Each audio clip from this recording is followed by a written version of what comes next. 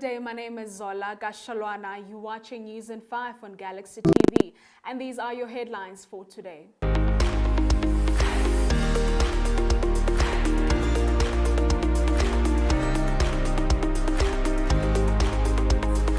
SANDF issues stern warning to South Africans ahead of lockdown. At least 70 people killed in terror attack in Nigeria's Borno state. The US on high alert as coronavirus cases spike.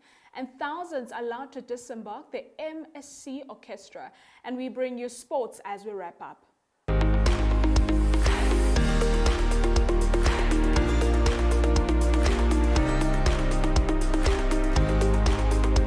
The South African National Defence Force Commander General Solly Zakaria Shoke issued a stern warning to the nation as he addressed the media with the role of the SANDF during the 21-day lockdown.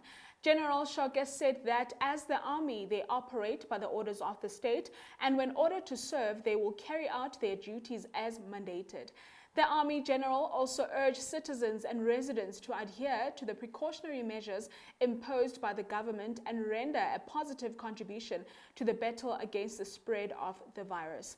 The SANDF deployment was announced on Monday night as part of the reinforcements of the 21-day national lockdown effective from the 26th of March midnight. Moving on to the next story of the day, around 70 soldiers suffered fatal injuries with the death toll expected to rise after a militant truck carrying troops was targeted in an ambush by insurgents in Nigeria's Borno state on Tuesday. Two military officers who spoke on condition of anonymity reportedly told AFP that the terrorists targeted the military truck convoy en route from Maiduguri to launch an offensive on a camp affiliated with the Islamic State West Africa.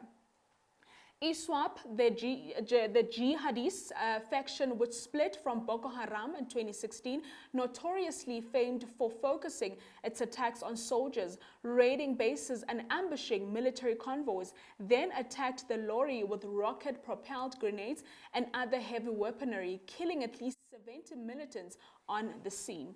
Moving on to the next story of the day, New York Governor Andrew Cuomo expressed concern over the rate of new coronavirus infections, which are doubling every 3 days despite all the steps taken to slow the spread. The state has conducted more than 91,000 tests and has 25,665 positive results, the highest and fastest rate of infection, Cuomo said at a press briefing on Tuesday. New York has 10 times more cases than California, which has about 2,800 cases, he said, adding that the apex of the New York infections will hit in as soon as 14 days, higher and sooner than expected. Moving on to the next story of the day, the South African Maritime Safety Authority confirmed on Tuesday that all 2,408 passengers who were stranded aboard the MSC Orchestra cruise ship that has disembarked at the Durban port. According to the authority, the disembarkation process has followed strict protocols as issued by the South African Department of Health. The passengers had reportedly disembarked in batches of 100, with each passenger passing through a screening test. The cruise liner had left Durban on 16th of March, a day after President Cyril Ramaphosa had passed on a directive prohibiting travel and large gatherings as a measure to manage the spread of the coronavirus.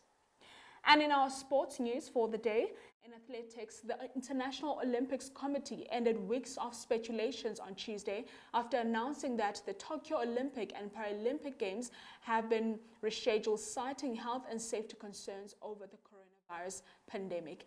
In a joint statement released by the committee at Tokyo Olympics organizers, after a meeting with Japanese Prime Minister Shinzo Abe, called off the Games the first time in its more than 124 years history as a result of the unprecedented and as a result of the unprecedented and unpredictable spread of the coronavirus. And in our cricket news, Cricket South Africa announced on Tuesday that the Hollywoodbets Dolphins and the Imperial Lions were crowned franchise champions for the 2019-2020 season, which was brought to an abrupt halt as a result of the global COVID-19 pandemic. According to CSA, who had announced the suspension of all cricketing last week, its board of directors and members of council endorsed the decision recommended by Interim Director of Cricket, Graham Smith. The other winners included CSA Provincial 3-Day Cup winners, the Easterns and KwaZulu-Natal, while the Free State and Northern Cape were the joint winners of the CSA Provincial One-Day Challenge. My name is Zola Gasholwana. For these and more news, visit all our website and all our social media platforms. Thank you for watching News in 5. This is Galaxy TV.